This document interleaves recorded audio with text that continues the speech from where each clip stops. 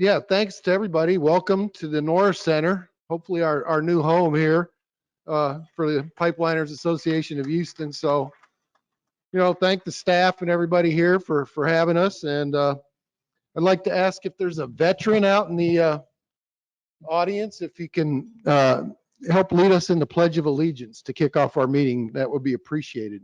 Any volunteers?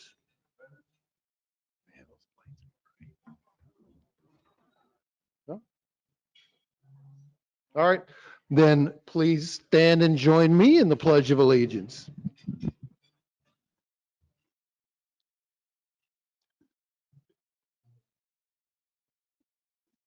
No, we don't. Paul, we need a flag on the screen.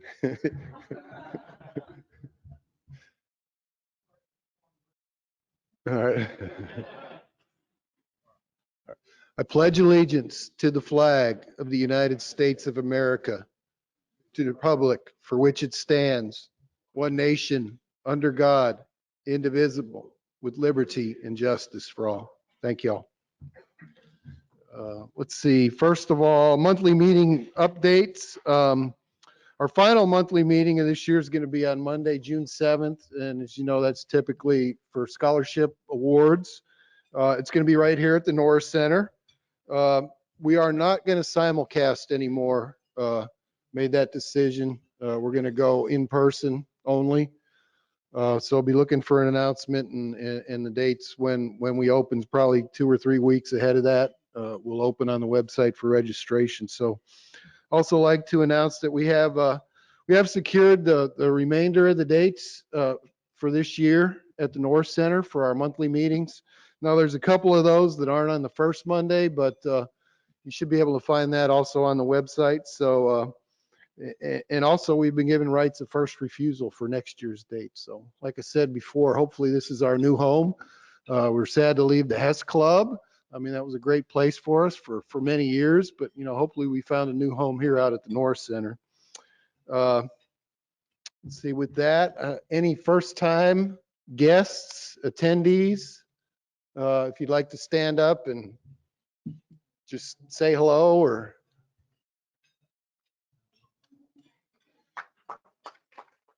I guess we don't have say who you are. I guess we don't have a microphone we can pass around, do we? So welcome to the Houston Pipeliners. There any other representatives for any other chapters here, like San Antonio, Permian Basin, and Louisiana, that you may want to get up and have anything to say or tell us announcements about your chapters? Unfortunately, I don't think we have another microphone to pass around, do we, Paul? No, we do. These lights are killing me, Paul. Any announcements, anybody? Nobody from any other chapters? Okay.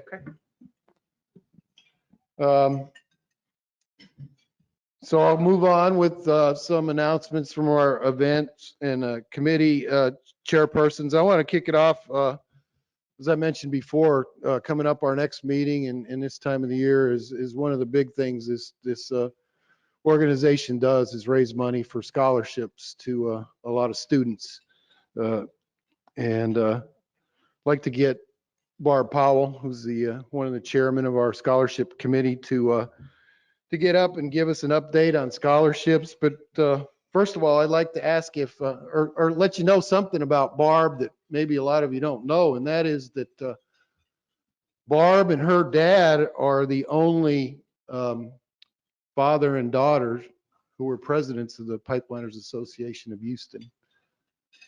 And sadly, Barb lost her dad here a couple weeks ago. And anyway, we feel for you, Barb, and I'd like you to just get up and give us an update on the scholarship if you can, where we're at.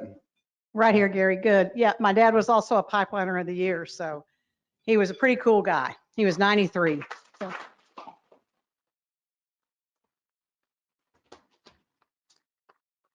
Let me give you a little update on where we stand on the scholarship. First of all, We are still waiting to get a total amount of monies that we have to distribute. We should have that this week. We will be able to make our calculations, and we should be notifying the students who have applied for a scholarship and got through the process and submitted their videos of their award. We should get notification of them sometime next week. So let me give you some numbers on how we shook out this year. We received and reviewed 161 applications. Of those 161, we had 6 students that were ineligible in phase 1, either because their sponsor was not an eligible sponsor or they were not an eligible student for some reason. We had another 18 students that dropped out at phase 2. That's the phase where you have to submit your reference letters and your transcripts. So we had 18 students that did not make it through that phase. The committee processed, verified, and checked applications of 227 transcripts. We read and processed 468 reference letters, and that gave us a total number of applications that are eligible to receive scholarships of 137 students. So those 137 students should be receiving some type of notification next week. Thank you, Barb. For the 2021 fish out, Mason couldn't be here, but he wanted to have me let you know that the registration is going to remain open until May 28th. All the information about the fish out can be found on the website.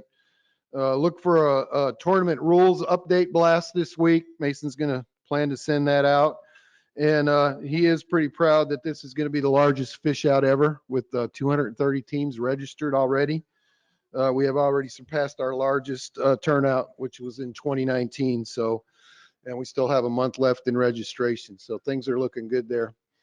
Golf, is Trey here? He said he was going to come. Anyway, we did okay in the spring golf tournament. It was still a little bit, I'd say, scaled back at Kingwood. Everything went well though. And that was in March, the end of March. And so Trey's getting ready to plan for the fall tournament. I don't think we have the date yet. Clay shoots, Jim, you got? We always like shooting stuff, so we had a good time. We had 680 people sign up to shoot. Just for your information, we gained close to 198,000 after everything paid out. So thank you guys for all that. That's great. That's the most we've ever received off the clay shoot. October 15th is the next.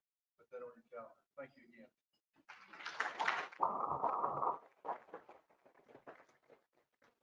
Thanks, Jim. Veterans Committee, George couldn't make it. He just wanted me to let everybody know that he only has some small and medium veteran hats left, and he's got some large caps on order. So you could sign up for those, get those on the website if you're a veteran. PYP from Todd, their annual bowling event, early bird registration is going to open soon. So look at the website for that, including available sponsorships. He hasn't set the date yet. He hasn't had it finalized yet with the venue. So he's looking for a Wednesday or Thursday in the latter part of July in the afternoon. So again, that information will be on the website soon. Membership committee, Andrew couldn't be here, but he wanted me to report that we currently have 1,754 paid members. And that's 116 new members since we last met. So that's good. That's since March 1st. So we encourage you to encourage your coworkers and clients to join the Pipeliners Association of Houston. We always welcome new members. Also a reminder, Mason wanted me to give a reminder, and probably a reminder for everybody. You got to have your individual QR code scanned at each event. There should be folks available. They were out here tonight for scholarship credit. So we don't have the book anymore where you sign in. We're doing it all online or electronically. Website committee, Paul, do you have any updates from website committee? No. Alex, did Alex make it in the room? No. He gave me the numbers earlier. Anyway, we have 1,092,000 plus or minus in our checking account, a little over $100,000 in our savings account. So we're in good shape again to hand out some pretty significant scholarships this year. And like Barb mentioned, we're working on that, about to finalize numbers and review it with the board on Wednesday and make a recommendation. So Barb should have her numbers by the end of the week and start figuring out awards for the kids. I think that's all I had. I'm going to hand it off now to our Vice President, Jim Hughes, to introduce tonight's speaker and the presentation. So thank you all. All right, thank you, Gary. And this guy doesn't need any introduction. A lot of people know John already, but John Lohman is with WB Pipeline. And after looking at the presentation he's got tonight, I tell you what, this is a pretty amazing project, and I appreciate you guys presenting it. John's been in the business for over 40 years, started off as a foreman, welder, business development, you name it, safety guy. And anyway, right now he's vice president at WB Pipeline. He's been involved with the Houston Pipeliners for going on 25 years, 24, 25 years. So he's been around a while. He's served on the board for about 5 years as well. And John, we appreciate that. He's got some other folks that he's going to introduce, but John, come on up. Thank you for presenting tonight. Look forward to hearing what you have to say.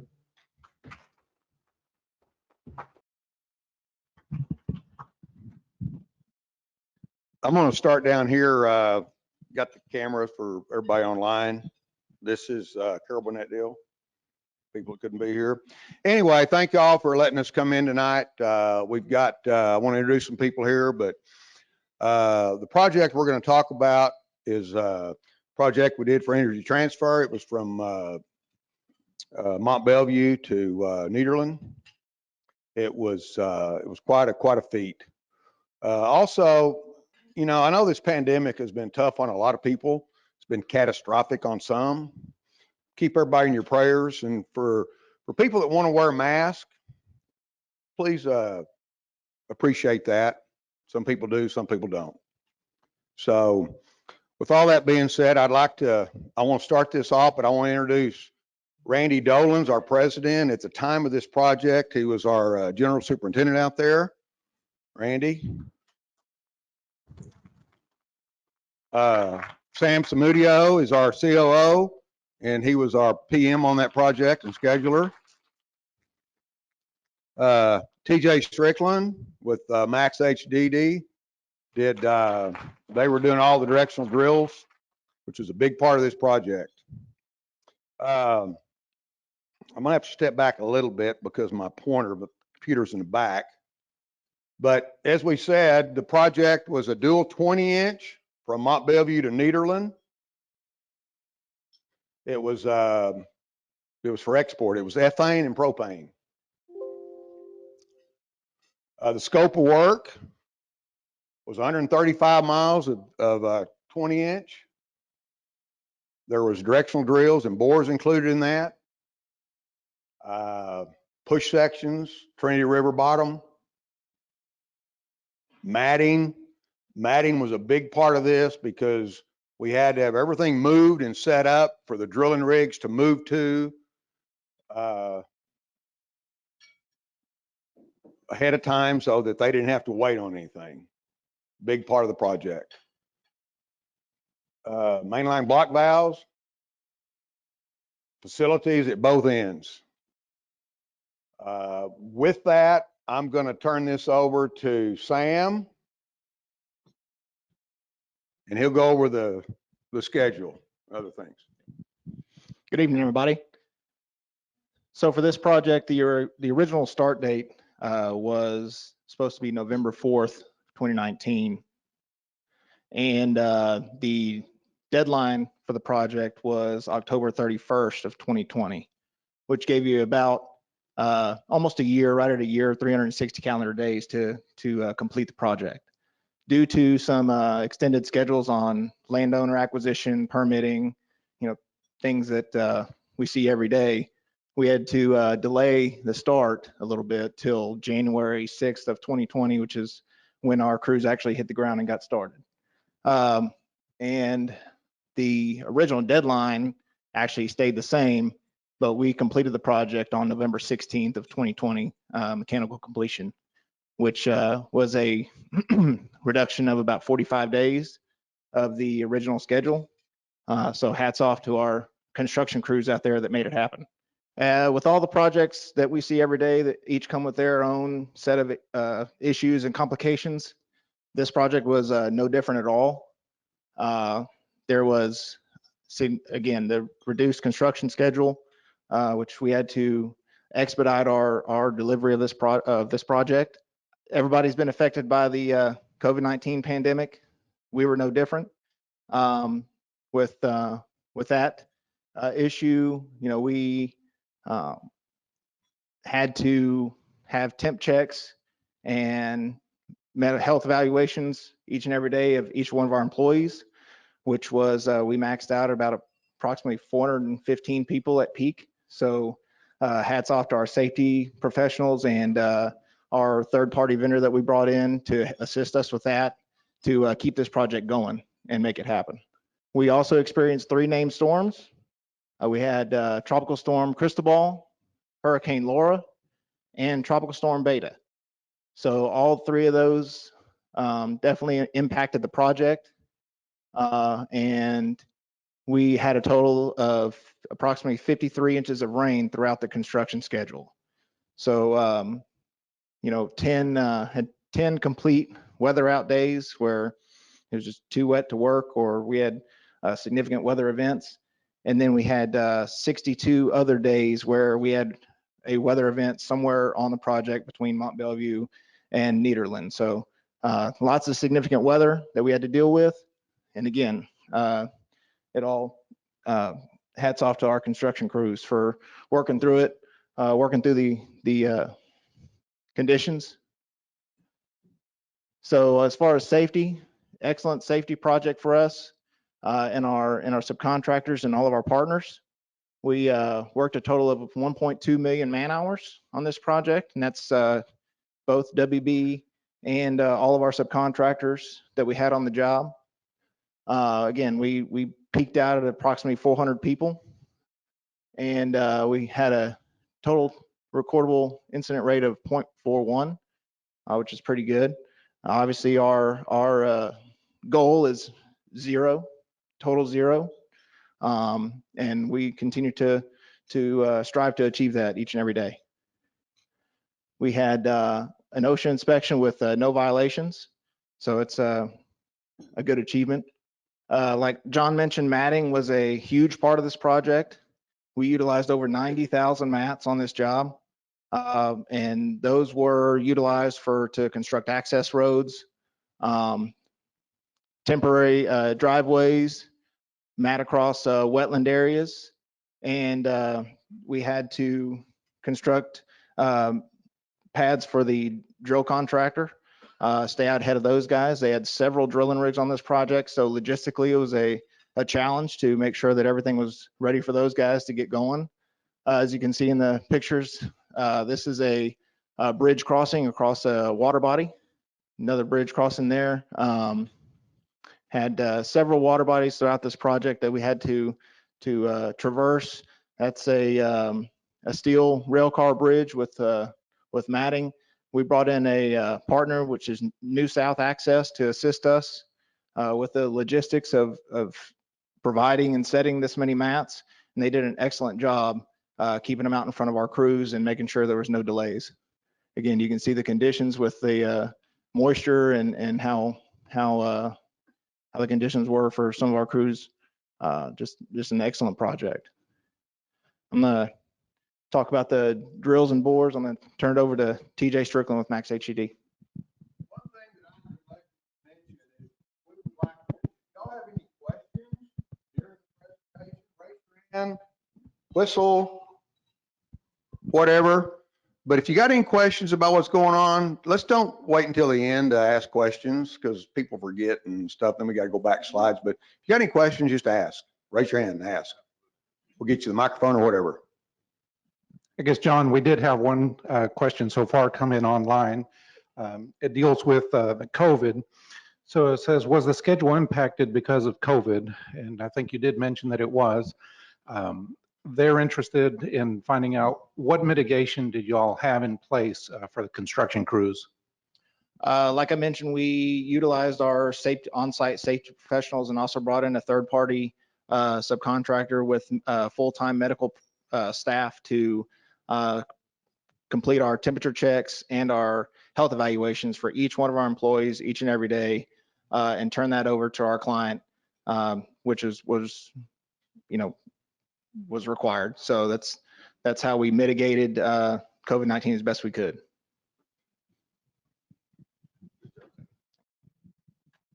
Thank you. I'm TJ Strickland, COO of Max HCD, and it was an awesome opportunity to be a part of this project. So thanks to WB Boys and ETC. It was an awesome project because there was 241 crossings on it. Other way, John Boy. 241 HDDs. That's HDDs are bores individually. That's 120 locations. So there's dual line. So every location we would set up and drill 2 crossings, right? And I think Sam touched on it just a little bit, but the matting was a very orchestrated, very well orchestrated deal. If you're familiar with that area from Mount Bellevue to Nederland, Highway 61 is about the center point. So that's where our center point was. So once we got to the Highway 61 mark, they were picking up mats from the tie-in crews behind us and getting them back out in front of the drill crews in front of us. So very orchestrated deal. Scheduling was fun. I think at one point in time, Randy, we had 6 HDD support crews making sure we were pulling pipe every day. I mean, 7,200 foot was our longest crossing. We utilized 9 rigs on the crossing or on the project, from 100,000 pound machines up to 1 million pound. So that's 35.7 miles of pipe we put in from January the 27th is when we started as a subcontractor until September the 30th was our last crossing we pulled in. So that's basically pulling pipe every day for 7-8 months. And it may be a 60-foot road bore, it may be a 7,000-foot crossing, but very well orchestrated, very schedule driven project. And it was kind of fun to deal with it every day because it was a new challenge every day, whether the pull section was laid across a drill pad. So you thought that rig was going there, but it's going to another crossing. So it was a good time with scheduling across the board. We've got some pictures. There was 5 crossings on this project that were deemed critical environmental crossings from the agencies. This is one of the crossings. It's they started from Port Arthur all the way over to Nederland. The last one was a 7,000 foot crossing, and that one's actually, we were 4,000 give or take foot out on the pilot hole when Hurricane Laura hit in Port Arthur. So it was kind of a nerve-wracking few days with 4,000 foot of drill pipe hung in the hole until we can get back on location and get it moving again. Go ahead, John. So just some pictures. If you guys got any questions on the pictures, like I said, we utilized a 1 million pound machine all the way down to 100,000 pound machines throughout the whole project. Who's got a question? Yeah, we've got a question here coming in from the virtual audience. We've got a question from Stephen Baroni. He was asking, what was the reason for running 2 lines? Was it a commercial driven decision? Yes. Yes, thank you. One was ethane and one was propane. Hernan, you got a question? We had a few just right at entry and exit on most of them. I mean, it's Gulf South drilling. It's good sticky clay. Once we got over to Mount Bellevue, we got in that good sand, and it was less, but we did on some of the longer crossings, 5,000 foot crossings, we had to put some casing down just mainly for push. It wasn't really for the frac out piece of it, but I've got one picture I want to talk through. So nothing is the next one. Yes, sir. So this job in particular, this picture is 2 different crossings, and that pipe that's the pull sections going 2 different ways. So one was a 750 wall, one was a 500 wall piece of pipe. So just the guys knowing which pipe went where every day was absolutely amazing. And we didn't have one of them that we put the wrong pipe in the wrong hole. So kudos to everybody for paying attention to it. Yes, sir. Hey, hang on, before you ask your question, let's get the microphone so the people on the virtual audience can hear. In the 20-inch pipe, what was the material spec that y'all used for the pipe, and did you X-ray and post-weld heat treat those joints? We X-rayed every joint. Randy's going to talk about the pipe in here in just a little bit, but it was all ARO coated on our side of it. Every drill that had a curve in the bottom had to be pre-tested. So the pretesters was way out in front of us, in front of the matters, in front of the people. I mean, it was a very well orchestrated deal and just moving. Like I say, we were pulling pipe every day, basically. Any more questions? We'll give it to Mr. Randy Dolan to talk about everything else.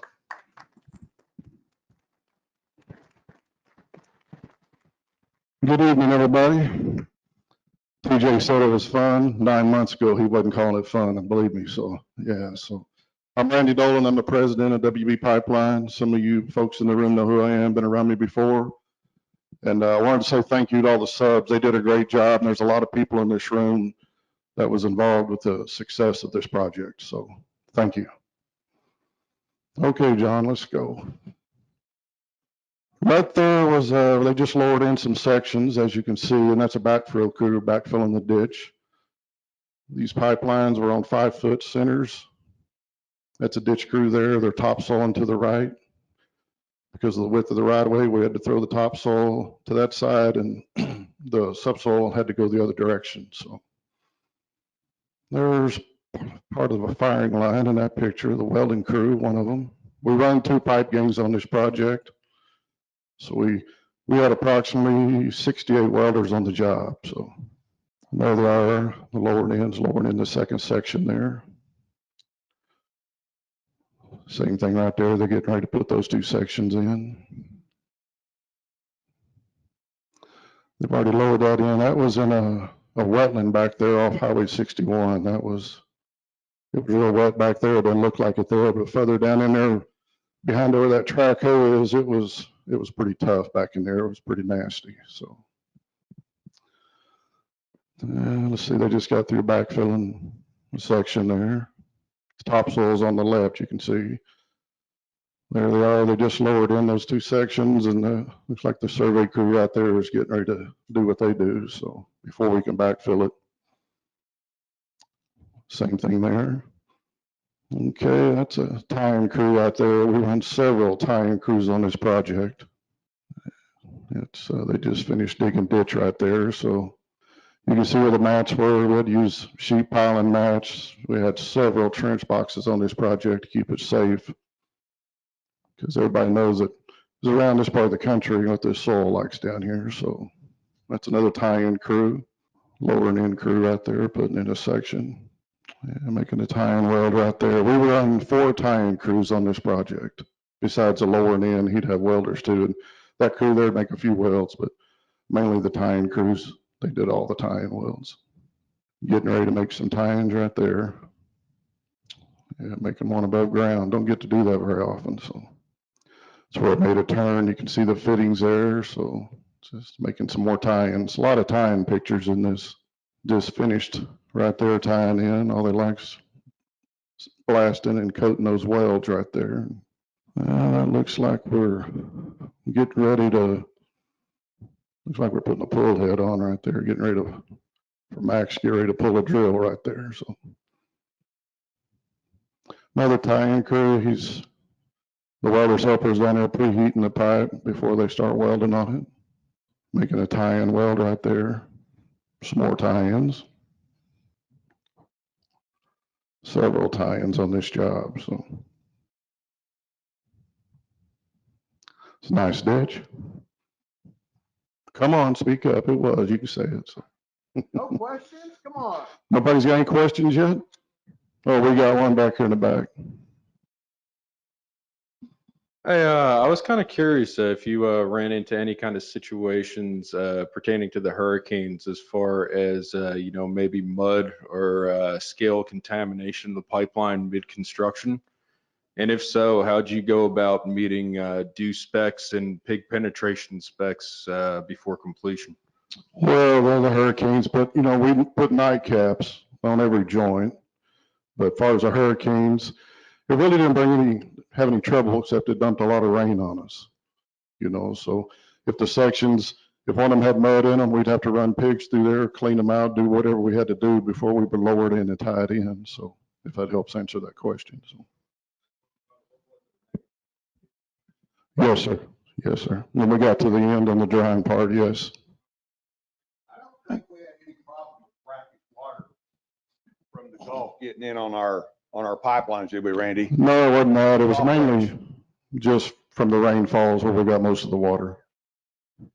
And we've got a few questions online, so if you'll bear with us, we've got about 6 or 7 questions for you. Man, they didn't ask the drillers this many. What's the deal here? So this question's from Todd Sakai. He is the chairman of the PYP committee.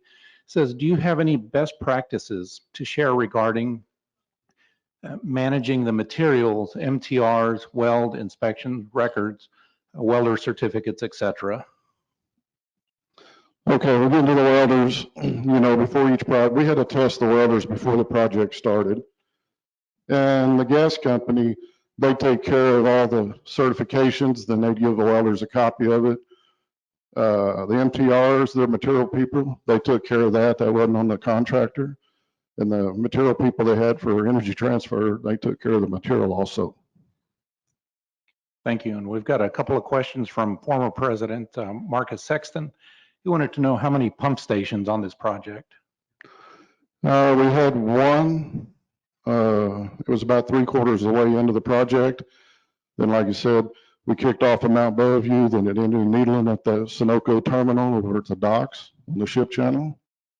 And there was only one. Okay. And he had a follow-up question. He was asking, did the 220-inch follow the original 16-inch Mariner South line? Yes, it did. Yes, I worked on those Mariner lines several years ago. It did parallel them. Then we've got a question from Chris Stockton. Did you have any issues or confrontations with pipeline protesters or cases of vandalism? No, we had security. When during the day, there was people on the project, and at night there was security 7 days a week or 7 nights a week. So no, we had no issues. Okay, our next question is from Jeff Borgen. Do y'all have your own blast and paint crews or a sub? WB has their own. All right. What was the, I'm sorry, this question is from Russ Selden. What's the shortest bend radius in either pipeline? Well, believe it or not, we put about 500 fittings in this job. So we made several bends. They were all small radius. We didn't make any big bends on this project. I mean, I wasn't out there with them all the time as far as with the engineers, but they were small. There was nothing big out there. Okay, and we've got a follow-up from Todd Sakai. He was asking, did the project team consider using automatic welding machines? If so, what was the predominant factor for using stick welding? Well, I've done a lot of mechanized welding jobs on big pipe, and I just didn't see, I figured I could do it better, which I did, just running stick rods on this project. All right, and we've got a follow-up from Russ Selden. How many mainline valves between ends, and then how many launchers or receiver locations? We had two launchers at the kickoff in Mount Bellevue. We had the receivers at the Needland end, and we had 10 mainline sites, but there was 2 valves at each one. Then we had one that was single, so there was 21 valves. Okay, and we've got a question in from David Bui. What was the typical right-of-way width and depth of cover? He says he's seeing some high transmission power lines in a couple of pictures. How was AC mitigation handled? Yes, the right-of-way with the permanent and the temporary, we were at 125 feet. The majority of it had 5 foot of cover. There were some landowners, we had to get it more cover on it than that, but it stayed right at 5 feet. All right, and then the final question for now from online is from Trey Hennigan. Any lessons learned from the process of conducting the pipeline project? This includes the positives and the negatives. Well, there's always lessons learned. This job here, like the guy said before, it was a scheduling nightmare, actually, just because of all the drills and the way we had to keep the mats and the pipe in front of them. But to me, that was the hardest task that we had on this project. So Is that it? Do you have any questions in the room? I know you can, but they asked me to use the microphone. So, That's all right. Come on. I know you're gonna pick on me with something. Come on. well, actually, the question's for TJ. Good. Okay. Since you're co-locating with another pipeline and these two pipelines are so close to each other, on the drills, what was the differential on elevation on the drills? Did you have I don't know, maybe you all had the same elevation, so did you have like 25-foot difference? So how did you handle that? So the road bores were 5-foot center. All the bores, all the short bores up to like 250 feet. All the drills itself, we would have a 15-foot separation and then about a 100-foot offset. So we would do the shorter crossings first and then back up and catch the long one underneath it. Okay, that didn't show the picture, it showed like all of them together. Okay, so you had 15-foot separations. The drills, they both had the same elevation? Both So ways. No, sir. 15-foot deeper and 15-foot to the side of it. Yes, sir. Perfect. Yes, sir. Okay, thank you.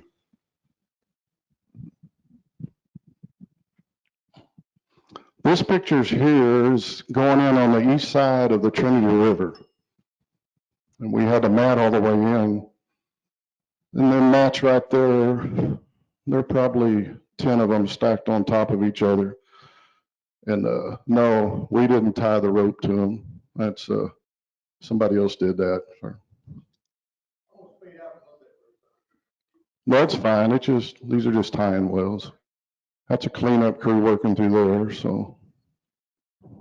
The concrete coated pipe sections, which you'll see some pictures here in just a minute or two, they mainly went down on the east side of the Trinity River, so it's 21,000 feet of it. This is on the east side of the river.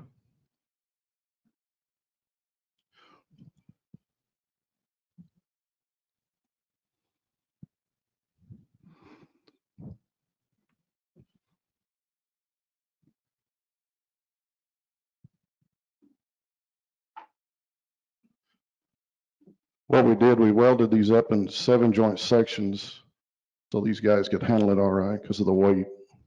It was right at 3 inches of concrete on this pipe.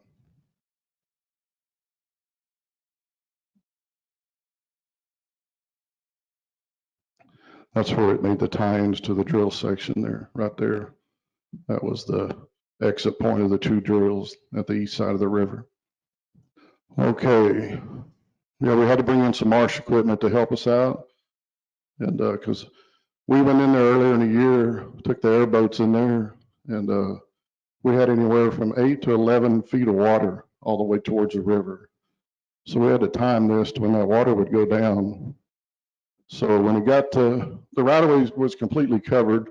So we set the hose in there and just let them dig the ditch. And we built a levee there to help keep the water off of us.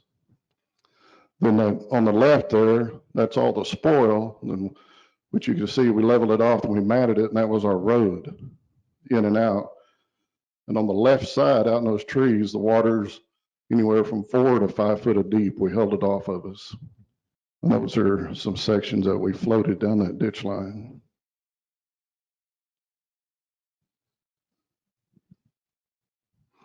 Right there is where we set up I call it the mini push rack, but like I said, we welded them joints in 7 joint sections. And we put them up there in all the rollers and set it up and made the weld, banded the floats onto it and shoved her out in the water. So that ditch was right at a mile long. Right there, we pushed over top of a pipeline right back there, further back in that picture. Then we pushed the sections past it, the ones that needed to be on the far side. Then when we shoved them under that pipeline, we lifted them up and we're making a weld right there. And for anybody in the room that doesn't know, those blocks on there, they're just styrofoam floats. That's what's going in on one of them track rollers. And these guys here are retrieving floats, getting them out of the water. This is one of the valve sites. Like I said, there's 2 valves at each site, 2 mainline valves. And they offset them. One was in front of the other, like you can see there.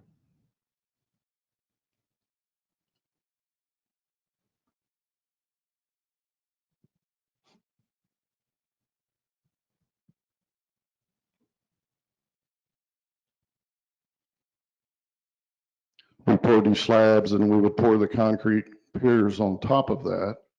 It would just help support everything because the conditions out there in the soil's not the greatest. There's one completed. All they like there is just doing the painting.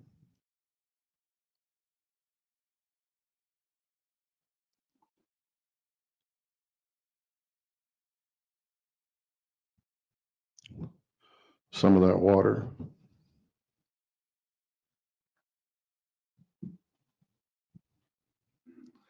This is over at the east end, close to Port Arthur. We call it the Sasol Station.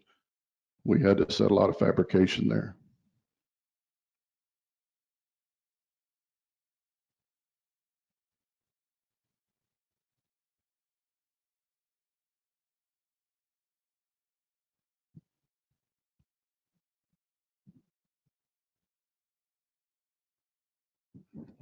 Is that it, John? Or any questions on anything? We got a question. Yes, sir. Could you talk just a little bit about the welding? There's X70 pipe, I'm assuming? Sorry. Yes. And I thought I heard a question earlier asking if there was a post-weld heat treatment. I'm assuming there was not. No. Okay, so just preheat. Preheat, get it to the correct temperature, then they was allowed to weld on it. Uh-huh. And on going to that welding, like on all the drills, before we pull one, there was auditors out there that would look at the film before we would ever pull a drill in. Yes, Okay. sir. 100% X-ray. 60-10, 70-10? Yes, sir. Okay. Randy, what was your repair rate? The one, I can't remember, one of them was below 1% and the other one was like 1.1%. So we had some real good welding out there. So I don't see who it is. She's not very tall. Oh, okay. I can be taller. I got heels on. Can you tell me what manufacturer you used for the mainline valves and if you used actuation on it? Yes, they did. Let me ask Joe there. I got to ask him that one because he helped me out with the valves. And all the pipe come from overseas. Where'd we get the valves at, Joe? You don't even know. But they were in the country. Yeah, they all came from the United States. All the pipe come from overseas. For the, was there a reason why you didn't use actuation? Was it just easier to just use manual valves or? No, they had actuation on actuation some of on them. Yes, ma'am. Thanks. Thank you. Anybody got a question over here? 6 or 7 more. Oh, yeah, okay. The metering, well, they prefab the meters. I didn't build the meters. I just unload them and we just set them in place. Joe, help me out with that one. Joe Orgo. The meters, who built them? Because I didn't have no part in that. SEC, SCC built them, man. Coriolis. Gross. All right, we've got about 6 or 7 more online questions, if you can bear with us.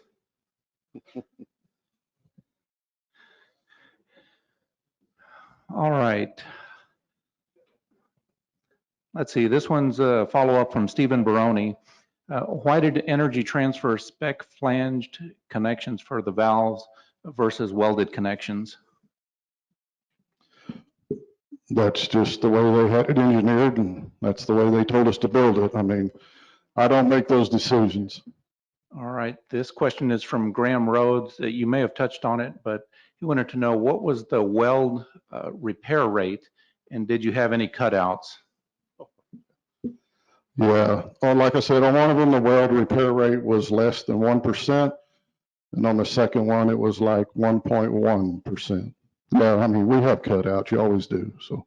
Randy's good, he ain't perfect. All right, this question's from James Mathis. Was there any workarounds due to a right-of-way acquisition? Yes, yeah, like Sam said earlier in this presentation, yeah, there were issues with certain landowners. They had to get cleared up at the right of way. So yes, we did have some move arounds to make. And David, we wanted to go back to the AC mitigation and he wanted to have a little more detail on how y'all handled that. Is that something you can share? Yes, what, as far as the contractor did, you know, we just installed the zinc ribbon. There was another contractor that came in and put the STD boxes out there. They hooked everything up. We just put the zinc ribbon in. That's all we did in certain locations.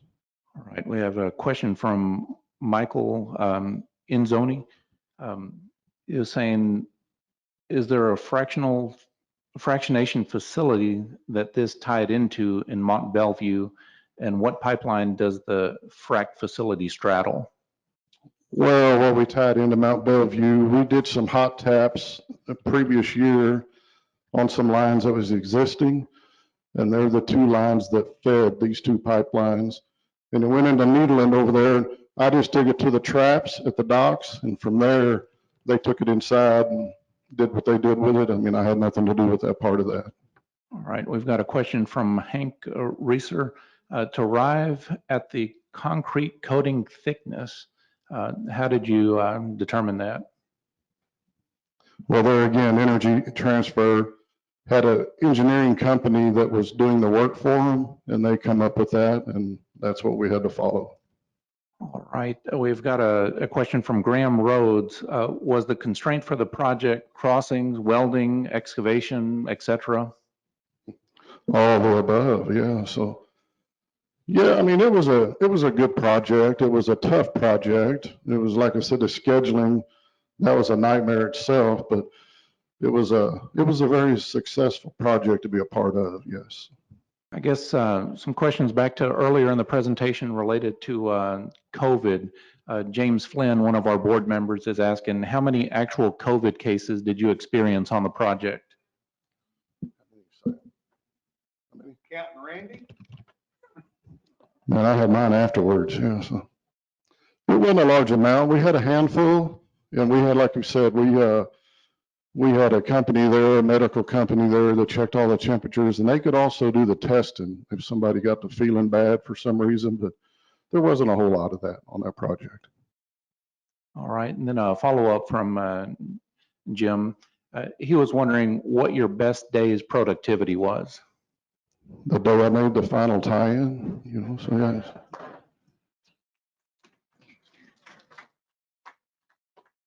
November the 20th, yeah, last year. All right, we've got a follow-up from David Bui. He said that looking at the pictures, it looks like there were a lot of big slabs for valve/launcher supports. Were only slabs being used, or were there sonotubes being used also? Well, the slabs are there for the piers, and we did some helical piles. We also had some of that, but mainly the slabs and just the concrete piers that was formed up. There weren't many sonotubes, no. All right, and this will be the last question here for the virtual audience. This one's from Hank Racer again. What was the design SG for negative buoyancy on the concrete coated pipe? Come on, Joe, you got to help me with that one. Pardon me? He's going to put that mic on you. No, I so. apologize. I don't have an answer off the top of my head with that one. Sorry. See, on those kind of questions, I go to him, so, yeah. So. But we could get you the answer for sure. Thank you. Call me tomorrow and I'll give you an answer, yeah, so. That's it. That's it? Well, thanks everybody for having patience to stand here and listen to us tonight, so we appreciate it very much. You know, when, as Randy said 100 times, this was a very complex project, but when it comes to production, a lot of times you're laying mainline pipelines, you're looking at 120 or 130 joints a day, but this is not one of those projects you look at that way. It's just what you can get done with the crews you can work with. So, but yes, the last tie-in was the one. So anyway, it was a fun project. I came on board in September. They were just about finishing up, but I've heard a lot about it. It was a very successful project to come in ahead of time. And the reason that the schedule jumped back like it did was because the very large ethane carriers is what they call the tankers that were coming over to get it. They were ahead of schedule. So they said, the ships are coming, you better be ready for them. So we tightened up and we were. So anyway, thank y'all. I know we took a little bit longer than we thought we would, but sure appreciate the participation. And if anybody's got any more questions, send us an email to me or Sam. Thank y'all very much. Oh, one more. Question. I just want to close the meeting. I just want to thank everybody for coming tonight, and a reminder that our next meeting will be here on June 7th, scholarship awards, in person only. And again, just to thank everybody, all of y'all, and especially a lot of people that aren't here, event chairman like Jim, and especially the volunteers that help make our events a success, and all you people who sponsor, provide sponsorships at our events. We really appreciate it. We couldn't do it without y'all and without all the volunteers. So with that, I'll make a motion to adjourn the meeting. And a second. The meeting is adjourned.